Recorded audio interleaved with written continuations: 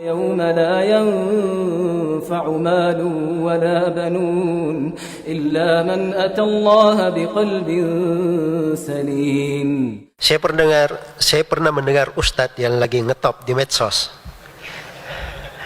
Dia berkata bahwa Allah itu suci dari 6 arah. Allah tidak di atas, tidak di bawah, tidak di kanan, tidak di kiri, tidak di depan, tidak di belakang. Karena kalau bisa ditunjuk berarti sama dengan makhluk. Ini akal-akalan aja ya. Ya biasa, sebagian orang senang dengan kalimat-kalimat, dianggap kalimat ini bagus, indah, tapi itu adalah kalimat yang batil. Iya.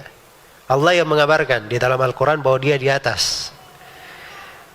Dan dalil yang menunjukkan ketinggian Allah di atas langit, itu kata Ibnul Qayyim sekitar 2000 dalil. Sekitar 2000 dalil. Bukan kias-kias seperti ini atau sangkaan-sangkaan seperti ini. Berarti sama dengan makhluk. Itu kan sangkaan dia. Sangkaan dia. Iya. Jelas ya? Kenapa sangkaan ini muncul? Karena dianya sendiri asalnya keliru di dalam memahami. Jadi sekarang saya berikan perbandingan.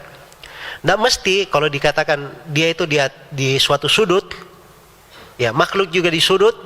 Berarti kalau Allah di sudut, makhluk di sudut, berarti diserupakan antara makhluk dengan Allah. Tidak mesti. Ada kesamaan dalam suatu sifat, suatu bentuk, atau ada kesamaan dalam penamaan sifat, menunjukkan kesamaan pada hakikatnya. Belum tentu. Iya.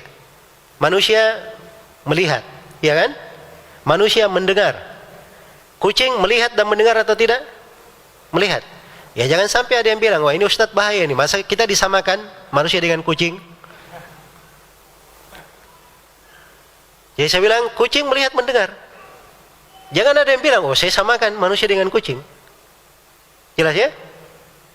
Jadi boleh saja sama dalam sifat, tapi beda apa? Hakikatnya antara makhluk saja seperti itu. Apalagi antara makhluk dan yang menciptakannya. Makanya masalahnya di sini apa? Orang-orang yang berucap seperti ini, dia ini seakan-akan mensucikan Allah dari hal yang jelek. Padahal dasarnya tidak. Dia asalnya sudah jatuh dulu dalam menyerupakan Allah dengan makhluk. Jadi yang dia pikir ini, kalau dia berbuat begini, dia serupakan Allah dengan makhluk. Maka karena asal pemikirannya yang rusak ini, dia datang lagi kepada kerusakan yang lain. Akhirnya dia takwil ayat-ayat dan hadits-hadits yang menjelaskan tentang hal tersebut. Ini jadi kena dua kerusakan. Karena itu kata para ulama, setiap orang yang mentakwil, pasti dia adalah mentasbih, melakukan tajsim juga. Dan setiap mujassim, musyabbih, dia juga pasti mentakwil. Pasti mentakwil. Ini jatuh pada dua kerusakan sekaligus. Ahli sunnah itu berada di pertengahan. Allah berfirman, "Laisa kamitslihi syai'un wa huwa as-sami'ul basir." Allah tidak serupa dengan suatu apapun, dialah Allah yang Maha mendengar lagi Maha melihat. Allah nafikan tidak serupa dengan suatu apapun. Ini namanya tanzih, pensucian. Tapi bukan artinya kita tiadakan sifat dari Allah. Allah tetapkan dirinya, dia Maha mendengar lagi Maha apa? Maha melihat. Nah begitu caranya memahami. Jelas ya? Dan ini jalannya para as-salaf.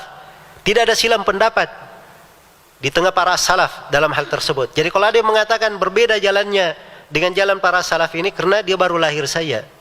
Ya. Menyelisih dari kesepakatan para ulama. Baik. Tidak usah sebut nama orangnya, saya dalam penjelasan-penjelasan itu biasanya saya cuman terangkan tentang kesalahannya, pemikirannya yang keliru. Ya kalau dia merasa dirinya misalnya bermanfaat dengan apa yang saya sampaikan, ya alhamdulillah. Ya kalau dia melihat hal yang lain, itu urusan dia dengan Allah Subhanahu wa taala. Saya sudah sampaikan. Ya. Kalau dia ingin menjelaskan, dia punya dalil dan hujjah atas apa yang dia lakukan, apa yang dia sampaikan, maka disampaikan hujjahnya.